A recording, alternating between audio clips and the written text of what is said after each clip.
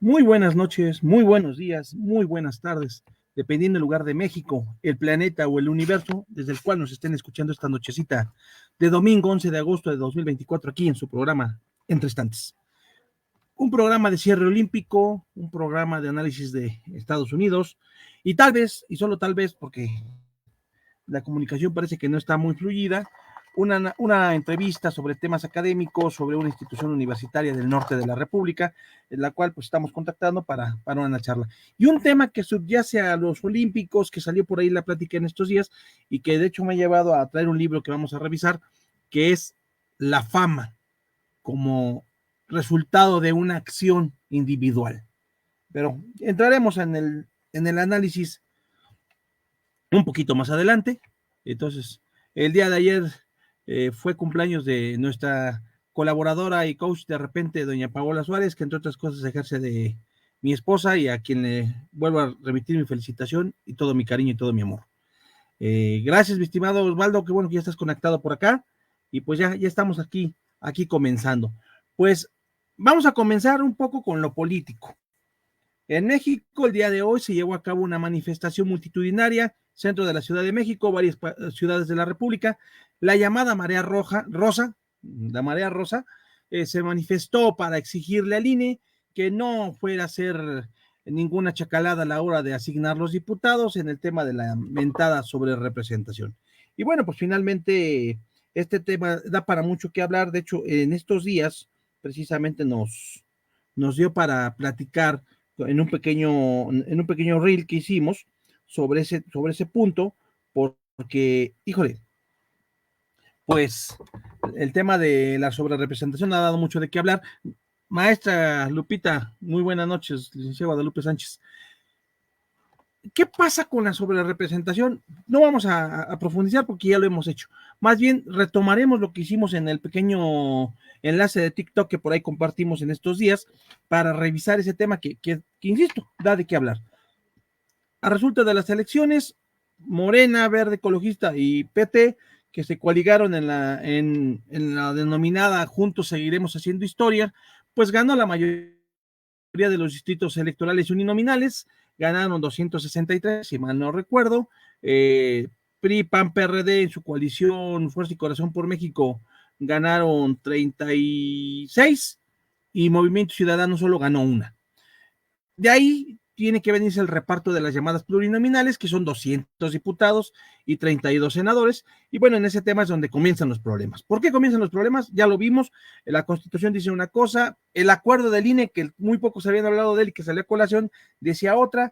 Por ahí en estas semanas hicimos también un enlace de TikTok, que curiosamente yo lo decía ahora que grabé, lo reitero ahora, salvo prueba en contrario, yo fui de los primeros, o el primero, que tocó el tema de la fracción primera del 54 y la interpretación que se le tendría que dar para que todos los doctos políticos comenzaran a utilizar ese argumento y bueno, pues armara la rebelión en la Cámara de Diputados, porque además pues, están jugando con el sofisma de que sí, los postulamos en bola, pero en los hechos somos un solo partido y no importa lo que diga la fracción primera del 54, para efectos de reparto se tiene que repartir a cada partido, aunque no hayamos postulado como partido en 200 distritos cada quien, porque lo hicimos en bola. Entonces, va a estar muy interesante el tema porque finalmente es algo muy importante. Un acuerdo del INE, por muy acuerdo que sea, no puede estar por encima de la Constitución. Recuerden ustedes que por encima de la Constitución solamente, y eso en beneficio del ciudadano, las jurisprudencias que emitan, en este caso, la Corte Interamericana de los Derechos Humanos, mientras no se contradiga y sea parte de un tratado en el cual México sea parte firmante. Entonces, el mismo reglamento del INE, pues sí estará ahí, no fue impugnado si ustedes quieren, pero pues un reglamento no puede estar por encima de la Constitución. Entonces, este tema va a seguir dando de qué hablar. Sin embargo, el verdadero problema sigue siendo y creo que ahí es donde la marea rosa salió a manifestarse hoy. ¿Qué va a pasar una vez que están repartidas las plurinominales? Al final del día, las plurinominales ya están, ya está ahí más o menos cantado y vamos a suponer que se queda como están diciendo, asignan todas las plurinominales, como dijeron, y adiós. ¿Y la oposición qué va a hacer? Reitero también lo que dije, salvo Movimiento Ciudadano que está comenzando a pergeñar un programa de lo que va a hacer, e incluso haciendo ya cosas por su propia cuenta. La oposición está más entretenida en otras cosas, como es deshacerse de sí misma. Y me explico. Hoy, en una asamblea, híjole, pues más que otra cosa, y para que no nos hagamos muy toscos, derivada de ciertas casualidades y causalidades, el PRI, para sorpresa de nadie, reelige a Alejandro Moreno como presidente del PRI por otro periodo de 3 años, entonces, o cuatro. Entonces, como va este tema, pues evidentemente nos va a tocar otro ratito, y bueno, nada más basta una nota con lo que dice aquí. Alito Moreno rinde protesta como dirigente del PRI, pide conciliación con gobierno de Sheinbaum. Tan, tan.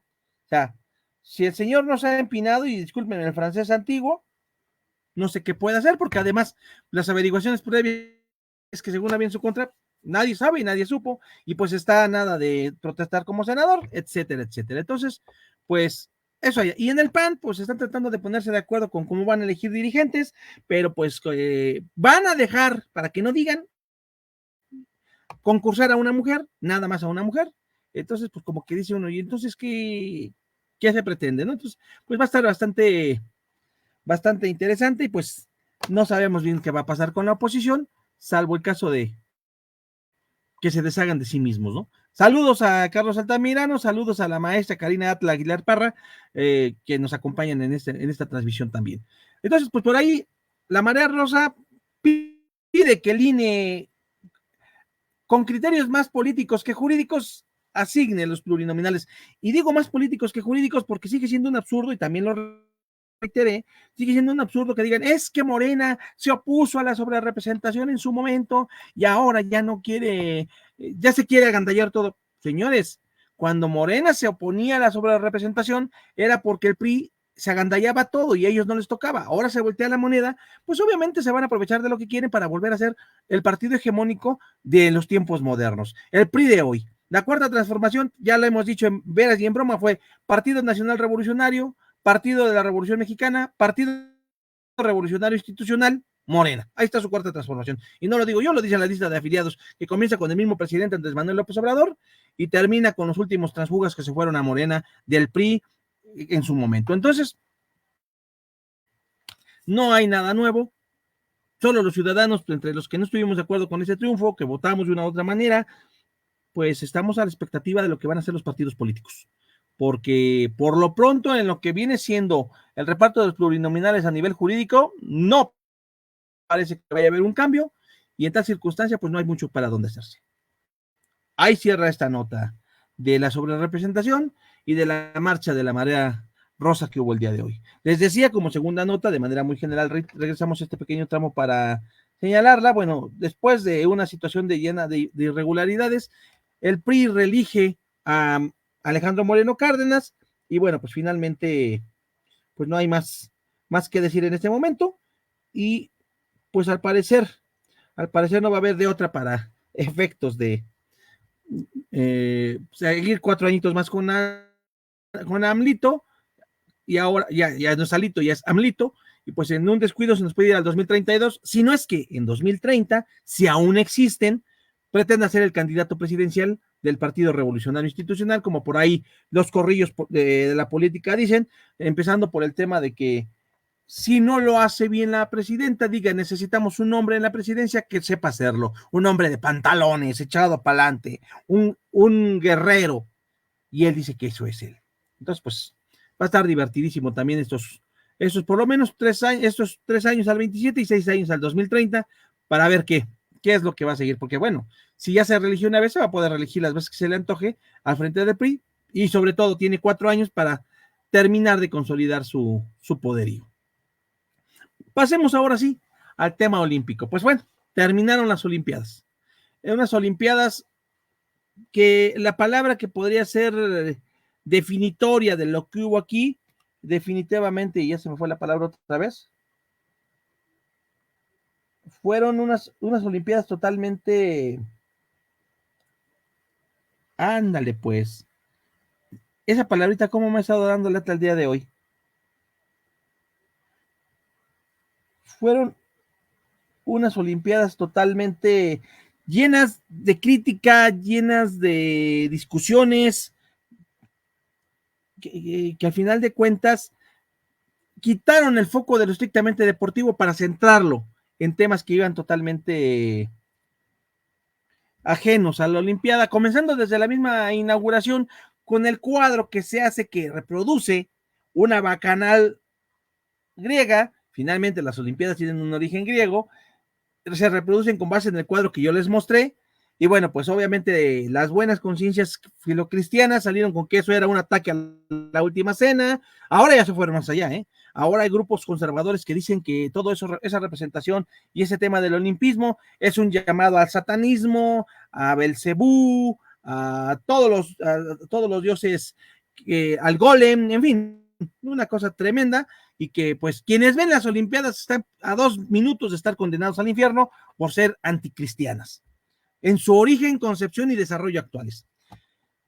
Después se nos viene el debate de las dos boxeadoras, la argelina y la china, de que no eran mujeres sino hombres trans, cuando curiosamente donde ha habido gente trans fue en otros deportes, como la selección femenil de Canadá, que hubo un hombre trans allá, o que hubo gente queer, o gente de asexuales en los equipos varoniles.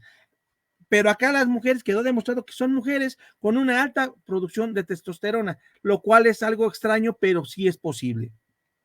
Y además un tema muy interesante, en Argelia la religión islámica prohíbe de cualquier manera y bajo cualquier circunstancia que una persona salga de su sexo, de su género, y además volvemos ahora al debate con que, no, es que no es el género, ni es el sexo, sino que son otros factores. Entonces, ¿quién demonios los entiende? Empezando incluso con muchas feministas. ¿Y qué es que parece hombre? Discúlpenme, pero aquí nuestra actual dirigente del CONADE y que fue corredora profesional, tampoco se veía muy femenina. Y eso nos regresa a otro tema. ¿Qué? Porque una persona no cumpla el cartabón occidental, y ojo con lo que estoy diciendo, el cartabón occidental de belleza femenina, es que no es mujer.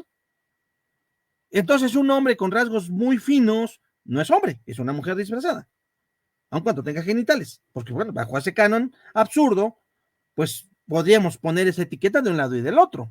No, lo que pasa es que aquí también agarraron ese tema verdaderamente para el debate. Entonces, la verdad es que estas Olimpiadas se han caracterizado por eso. De hecho, la atleta argelina ya dijo que va a presentar una serie de denuncias para efectos de que se persiga el ciberacoso del cual fue objeto a lo largo de todas estas semanas, y todo pues porque una boxeadora pues se quejó de que le golpeó tan fuerte en 46 segundos que ya mejor ya no quiso seguir adelante y tiró la toalla.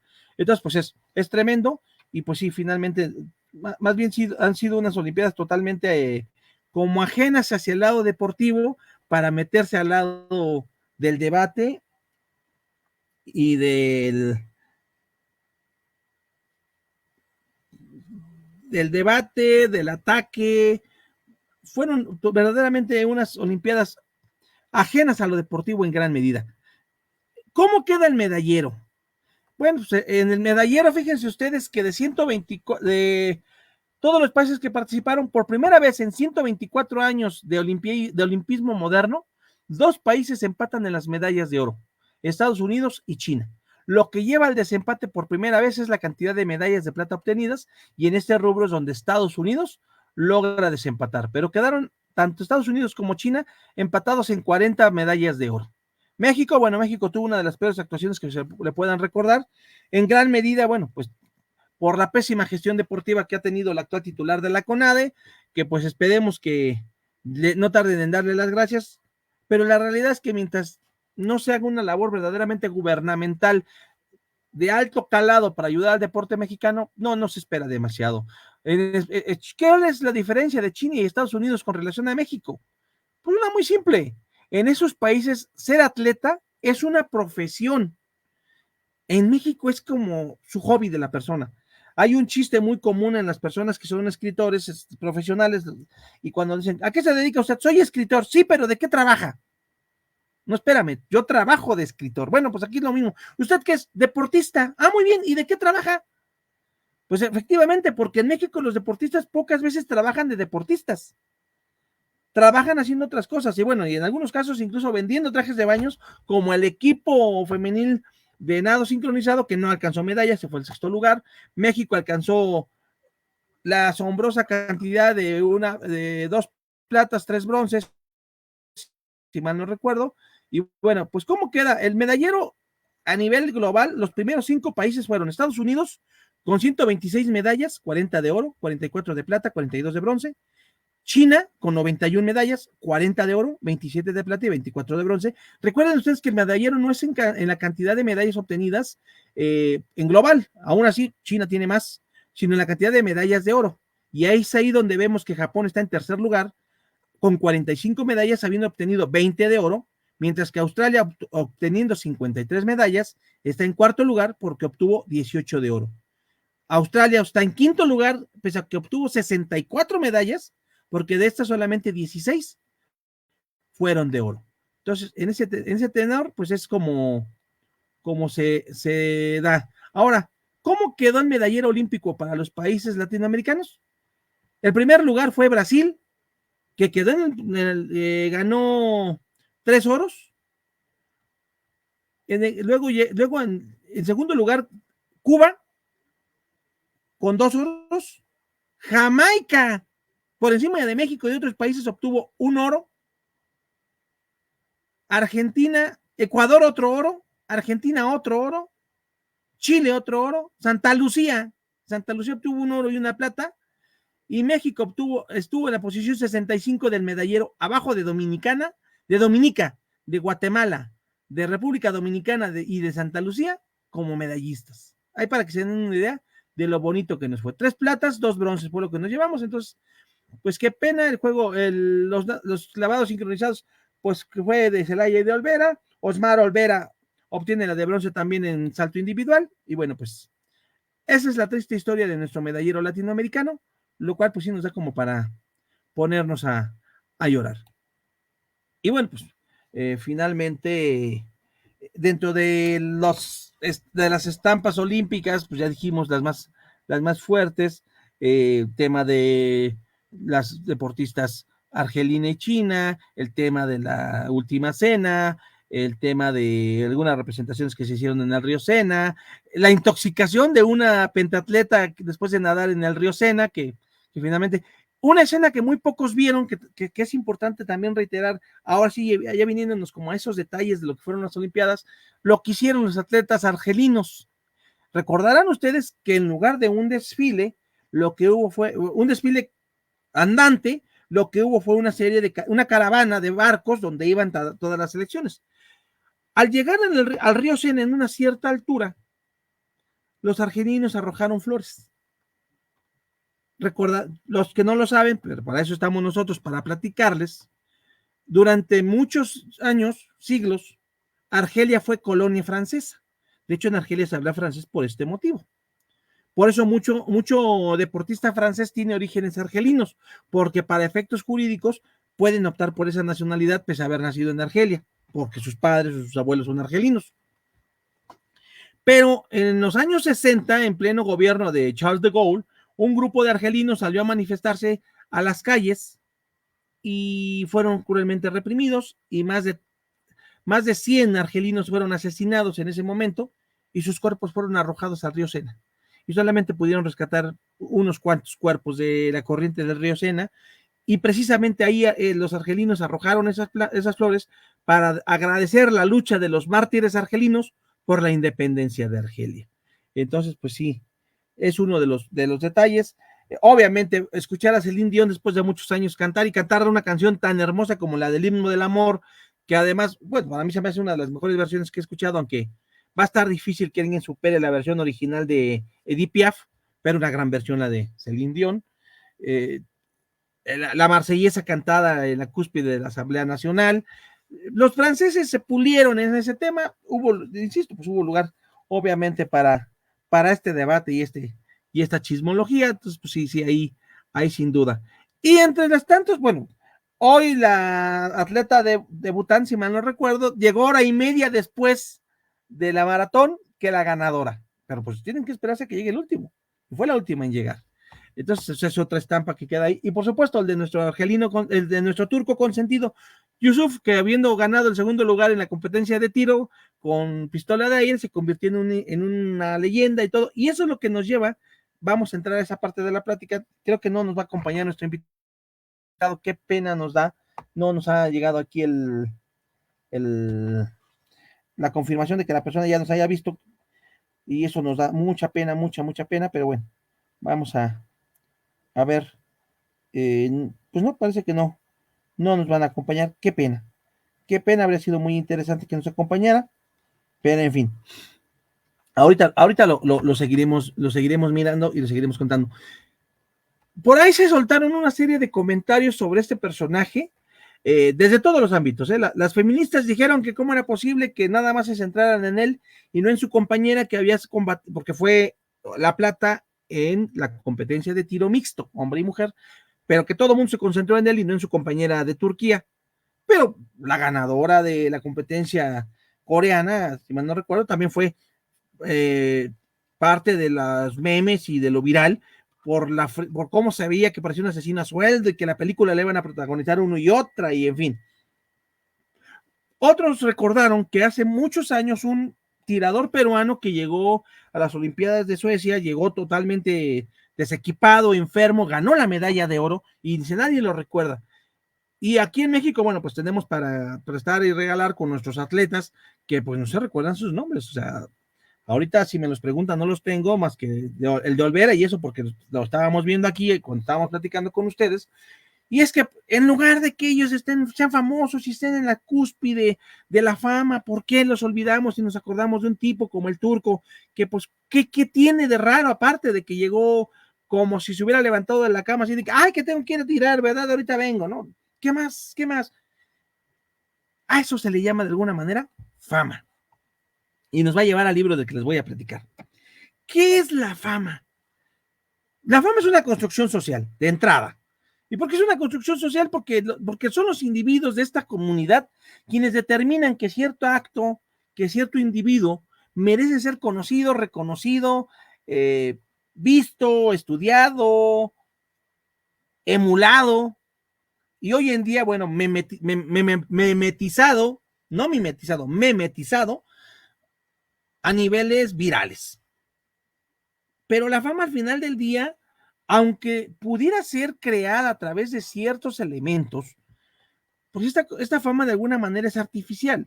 Y en la política es muy común. El marketing político finalmente puede construir, recordaremos a cierto copete político, pues construido a partir de la publicidad, del marketing, de ciertas imágenes, pero una fama como la del Turco, de alguna manera es una fama instantánea y es una fama no construida artificialmente, sino una fama, vamos a llamarlo así, natural. Ahora, esa fama también es una fama con cierta caducidad, porque tal vez hoy lo recordamos, hoy terminaron las Olimpiadas, hoy 11 de agosto, pero probablemente dentro de 6 meses, dentro de 3 meses incluso, se haya borrado del recuerdo nuestro buen amigo el tirador y bueno, pues la vida va a continuar normal sin que otra cosa ocurra, ¿verdad? Y en tal circunstancia va a ser, bueno, y entonces, ¿para qué sirvió y para qué hicimos todo eso? Pues nada más. Entonces la fama nos lleva a que de repente alguien que conoció gran prestigio, gran reconocimiento, premios y demás, no trascienda en el tiempo, sea olvidado, sea perdido, pese a que tal vez sus contribuciones hayan sido muy grandes. Y esto, tanto la charla de la fama como origen viene del tema de este tirador, pero encuentra también su último punto para que lleguemos a charlarlo el día de hoy, a una pregunta que hizo un compañero donde laboro yo, y me decía, es que usted sabía que el abuelo de Octavio Paz había matado en un duelo al hermano de Justo Sierra. Digo, por supuesto. Soy de los pocos que saben quién fue Ireneo Paz. El nombre tal vez pueda decirles mucho a las personas que tienen un hábito lector. Ireneo Paz es familiar de Octavio Paz. Para ser más precisos, Ireneo Paz fue el abuelo de Octavio Paz. Pero no fue eso, nada más. Ireneo Paz es un personaje del que muy poco se había escrito, hasta que Ángel Gilberto Adame escribe hace un año Siglo de las luces y las sombras. Apuntes para una historia de los liberales en México a través de las batallas, fervores, escritos y derrotas de Ireneo Paz. Esta es la portada. Esa fotografía que ahí se alcanza a ver medianamente es con Ireneo, que es fundador de periódicos, de empresas editoriales, escribe poesía, escribe teatro, escribe relato. Tiene un hijo abogado que se llama Octavio Paz Solórzano, que a su vez sería abogado de los zapatistas, agente de los zapatistas en los Estados Unidos, que moriría destrozado por un tren en una tantas borracheras que se puso, que a su vez sería padre de Octavio Paz Lozano, que es el nombre completo del que a la postre sería el pináculo de la gloria de este ilustre apellido, pero su final también con el Premio Nobel de la Paz. Octavio Paz, nuestro Octavio Paz, se convierte en una suerte de sol que termina quemando todo lo que está a su alrededor, quema a su padre, quema a su abuelo, quema a su esposa Elena Garro, quema a su hija Elena Paz Garro, que pues de las dos ya fallecieron, no dejó Elena Paz Garro descendencia, y de alguna manera, si no la quema, tampoco la deja florecer a Marijó Tremín, que también fue intelectual. Entonces, pues la fama, al final del día, don Ireneo fue uno de los personajes más famosos del siglo XIX. Nada más baste con decirles un detalle.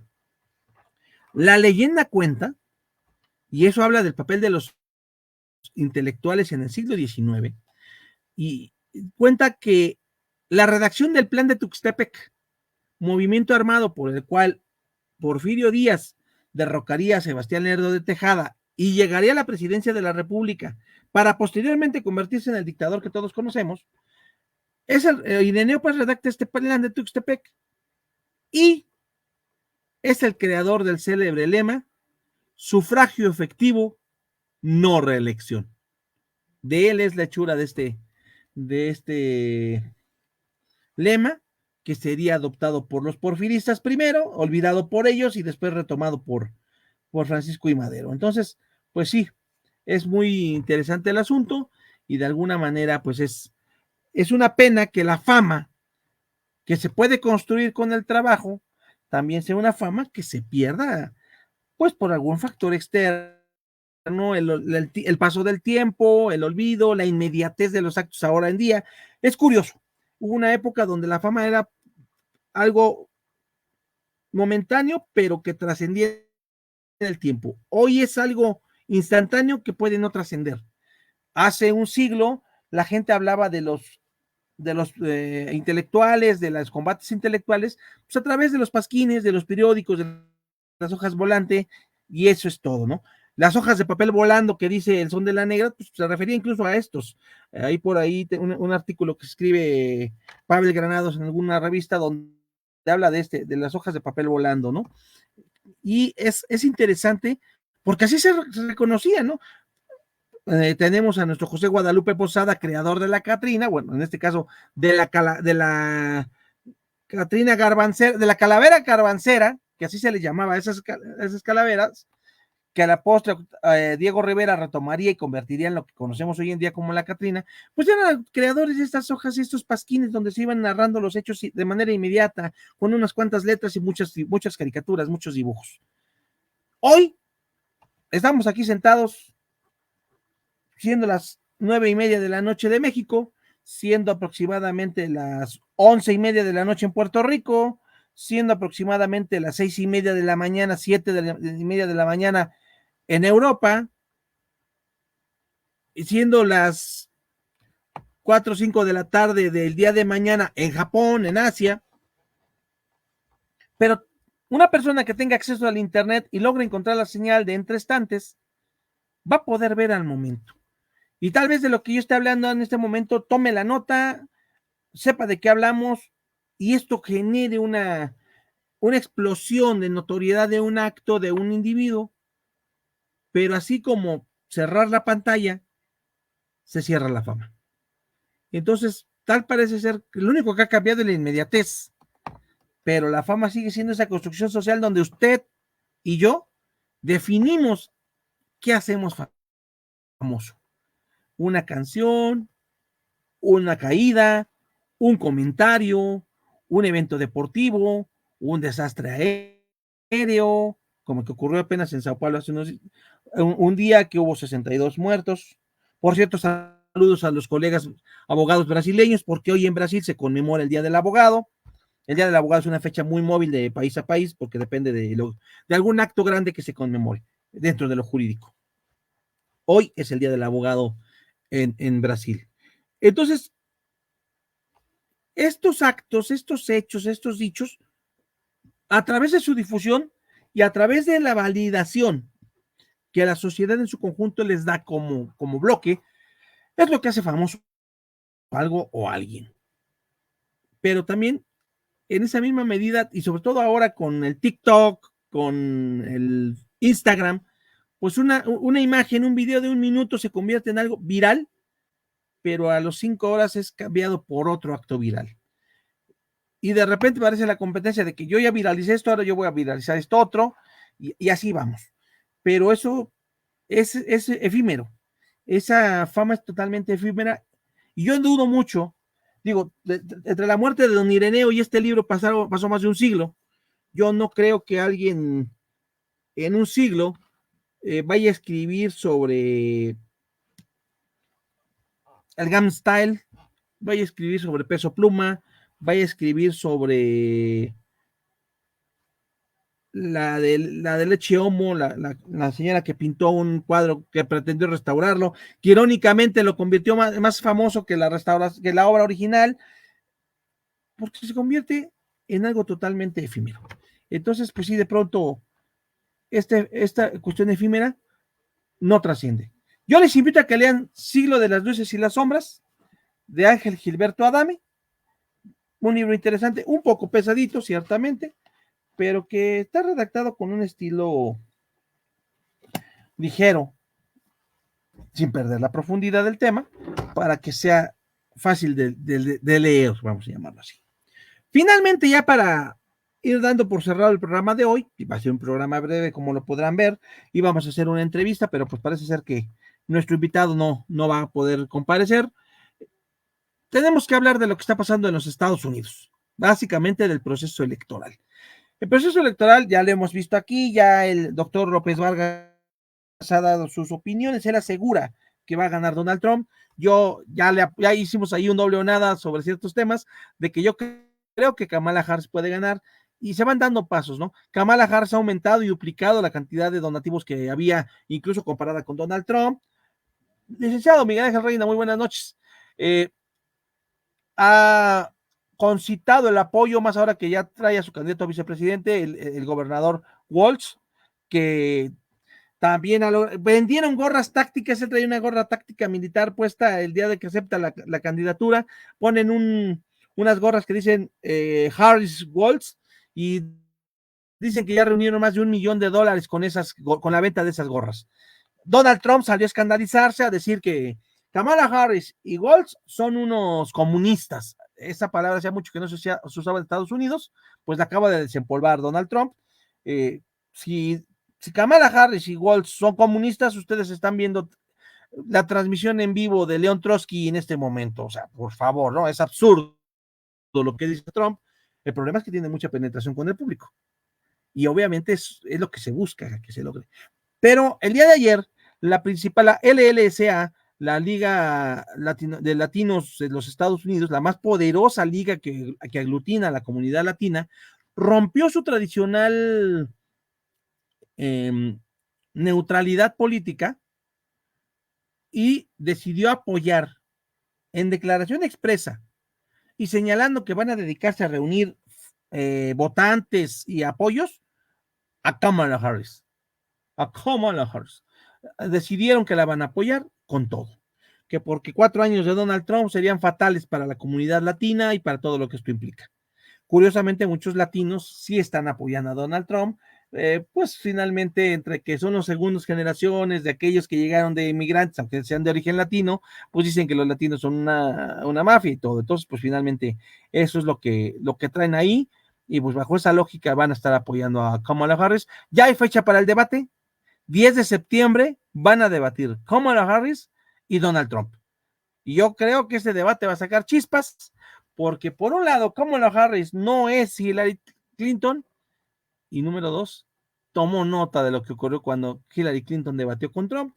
Entonces yo creo que va a ser muy interesante ese debate, y yo creo que si Kamala Harris logra evidenciar las mentiras, el bluff e incluso la edad de Donald Trump, podría amarrar la presidencia de los Estados Unidos, a pesar de lo que considera el doctor López Vargas, pero al tiempo, al tiempo. Y finalmente, el día de ayer, Ismael Zambada García, el Mayo Zambada, dio a conocer una declaración a través de su abogado, donde señala una serie de hechos con relación a su captura e internamiento en Estados Unidos, y dice que él fue secuestrado por Joaquín Guzmán, el hijo del Chapo, que fue totalmente un acto premeditado, porque él fue convocado a servir de mediador en el conflicto que sostenían el gobernador de Sinaloa, Rubén Rocha, y el Melesio Cuen, que era el diputado federal electo, fundador del Partido Auténtico Sinaloense y ex rector de la Universidad Autónoma de Sinaloa, que fue asesinado el mismo día de la captura del Mayo, y el Mayo asegura que fue asesinado en esa reunión, que él llegó a esa reunión donde supuestamente se iba a llevar a cabo esta reunión de mediación, que ahí estaba Melesio, que él entra a un lugar con confianza, que sus escoltas, uno de ellos es el jefe de la policía ministerial, que está desaparecido desde ese día también, lo dejaron afuera, cuidando el perímetro, como ellos llaman, y que cuando entra un grupo de personas, entran, lo amordazan, lo atan, lo trepan a un avión, y del avión se lo llevan hasta Estados Unidos, y que cuando baja del avión, pues ya lo están esperando ahí los de la DEA, y pues vámonos, ¿no? Entonces que él fue víctima de un secuestro, que iba a mediar en el conflicto entre el gobernador Rocha y Melesio Cuen. Obviamente Rocha ya salió a decir que es una mentira, que eso no es cierto. El presidente de la República pues nada más dijo, yo le creo, si lo digo yo, todos tienen que creer, y pues inmediatamente, para que vean cómo sirve el bastón del mando, salió la virtual presidenta, que no presidenta virtual, Claudia Sheinbaum, a decir que ella también quiere Rocha, que si ya dijo Andrés Manuel que Rocha es inocente, ¿quién es que ya para estarlo cuestionando? Entonces, pues está divertidísimo también ese tema, porque pues a este paso va a resultar lo que decía Patricio Monero, ¿no? Vamos a tener que esperarnos a la serie de Netflix para saber qué pasó realmente. Y pues mientras tanto el gobierno pues ha estado dando tumbos, claro, un poco curándose en salud, en el sentido de nosotros no sabemos nada porque nadie nos informó nada, entonces pues todo lo que puede ocurrir son mentiras, o son construcciones, o son cualquier cosa, si no nos conviene, ¿verdad? Que es la costumbre, que es la marca de la casa, cada que ocurre algo que no nos conviene, es una invención, es una mentira, es una construcción de los rivales políticos. Y bueno, dicho sea de paso, hasta ahora les ha funcionado. En tal circunstancia, pues no nos extrañe que salgan a decir que todo es una mentira y un montaje para pegarle a él, el presidente actual, y a la presidenta virtual, no, virtual presidenta, corrijo, a la virtual presidenta, pues que les están pegando porque están la oposición no lo quiere, pero pues la oposición no existe, la oposición nomás anda dando vueltas sobre su eje. Entonces, pues está muy complejo esto. Seguiremos viendo qué va a pasar y seguiremos informando. Mientras tanto, bueno, no me resta más que agradecer el favor de su presencia. Seguiremos en los pequeños enlaces entre semanas si la ocasión lo amerita. Seguiremos comentando libros y esperemos que tal vez la próxima semana podamos entrevistar a nuestros invitados, porque pues, como les digo, vamos a hacer la última revisión. No recibieron, no han confirmado, no han confirmado que recibieron el enlace. Tal circunstancia, no vamos a poder llevar a cabo la entrevista, entonces pues con la penita pena.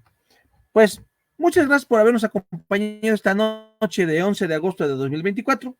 Muy buenas noches, muy buenos días, muy buenas tardes, dependiendo del lugar de México, el planeta o el universo desde el cual nos escuchen. Muchas gracias, buenas noches, hasta pronto.